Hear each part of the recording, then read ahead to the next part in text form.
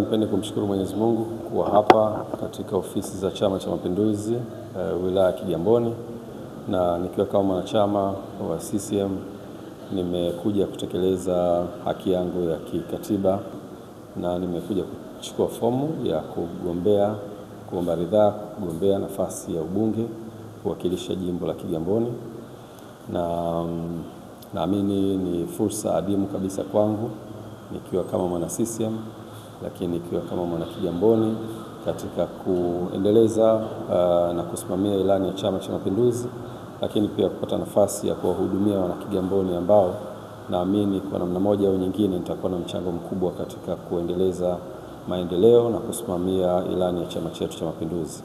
Kwa hiyo nimeweza kuchukua fomu na kufuata taratibu zote, na sasa naichukua fomu kwa ajili ya kwenda kuijaza, na kwa ratiba ambayo tumepewa by tarehe 2 mwezi wa 7 inatakiwa imerudi. Kwa nitahakikisha pia nimerudisha kwa wakati ili nipate kuingia katika mchakato huu.